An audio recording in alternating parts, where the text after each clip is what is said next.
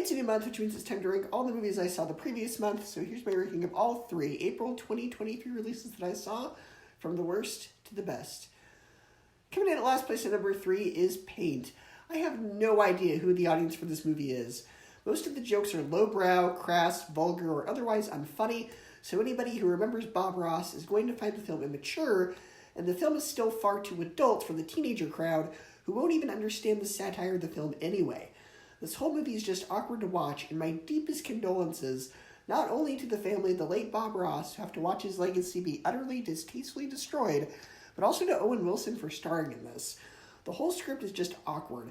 There were only a small handful of jokes that actually worked, and even then they were mild chuckles at best, nothing too memorable. All the best jokes in this movie are in the trailer, so if you're mildly interested in this, go watch the trailer. Those are the best parts of the movie. The film also has basically no plot or character development whatsoever. When it's not boring, it's awkward and painful, but I guess you can't spell paint without pain. Our runner-up at number 2 is Peter Pan and Wendy. I like this film fine. It didn't completely destroy the story. I thought it was at least a decent effort, but it still has a few issues.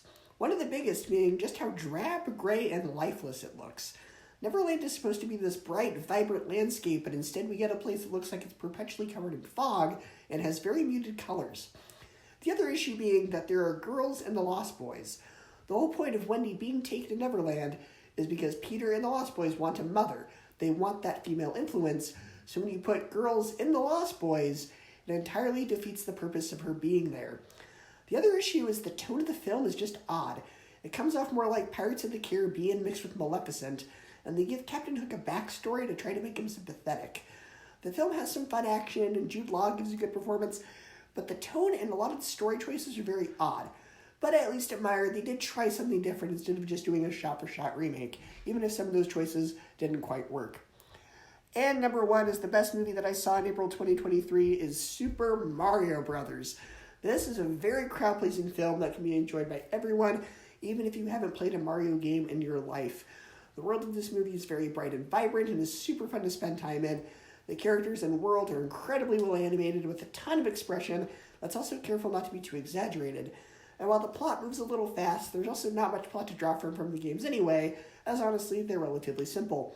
But that's also part of its charm. All the performances in this movie are great, but especially Jack Black as Bowser. He really takes the character and makes it his own. The only performance I had an issue with was Seth Rogen as Donkey Kong, and even then it wasn't a bad performance, it's just that it sounds exactly like Seth Rogen. Everyone else is trying their hardest to disguise their voices and make the performances feel like the characters, but then you have Seth Rogen just being himself, not even really bothering to disguise his voice at all. Now, it fits the character to some degree, but it also makes it harder to separate the two. I do have 1 or 2 issues. Mainly, there's an overuse of pop songs in this film, and honestly, it doesn't fit. But even then, that's not a huge issue. I still love this movie. It can be enjoyed by everyone. It is killing it at the box office. As of me making this video, it has made over $1 billion. It is still going strong, and honestly, it highly deserves it. It was fantastic. So it comes in at number 1. I'm going to share your ranking of the April 2023 releases that you saw, and I will see you next time.